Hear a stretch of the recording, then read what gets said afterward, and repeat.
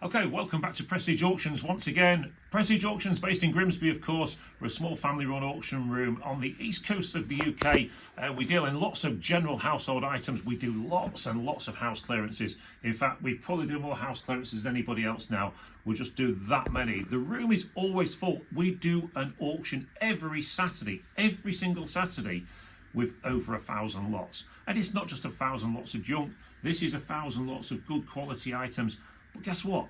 We don't do it online. And now some of you will be shrieking there going, oh my God, how can I buy these items? Come to the auction. Get to your local auction room. Everybody thinks that going on the internet will make all the money. I can tell you, we do online sales as well in our second auction room.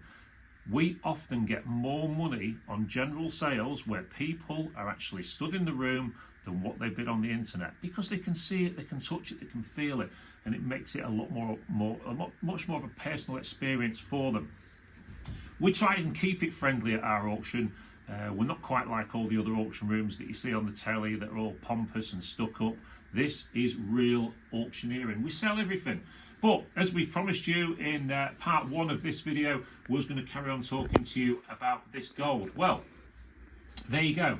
This is some of the stuff that comes into the auction room. If you haven't seen part one, look out for it in our listings as well.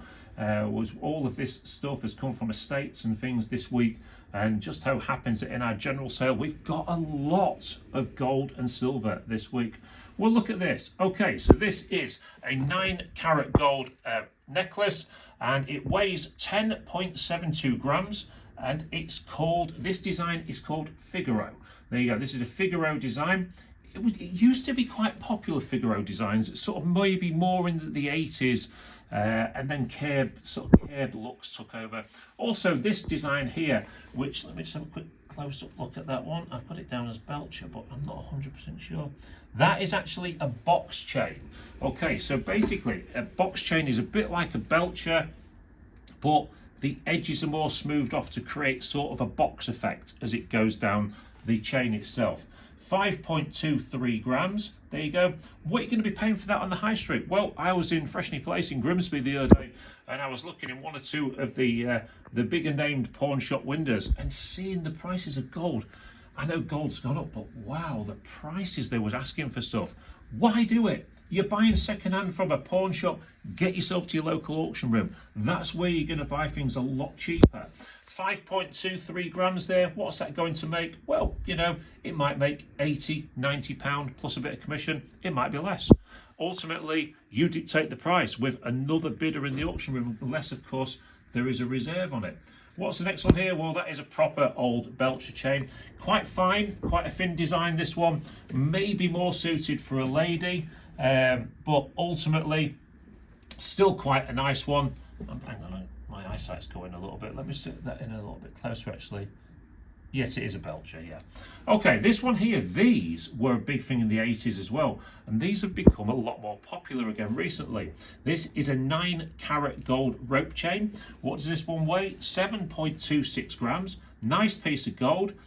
One thing I would say about these going forward, because we're also always right with people, if you break these, they're particularly hard to get mended. So do bear that in mind if you're buying one of these. But again, this one's available in Prestige Auctions. The 25th is this auction, 25th of January. That one will be available as well. Then we come to this one here, which is a 9-carat rose gold bracelet. Now, it's quite an interesting design, a bit more old-fashioned. Rose gold. People often come to our valuation days at the auction thinking that rose gold is worth more money than yellow gold. It is absolutely not.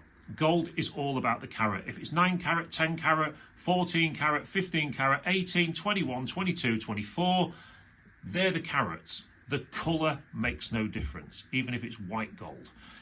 Ultimately, all that this is 9 carat gold has a number attached to it, which is 375, which basically means 375 parts are gold. All the other parts up to 1,000 are other metals.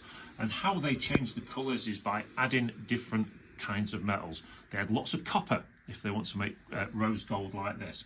So you're not getting any different kind of gold. It's still the same gold.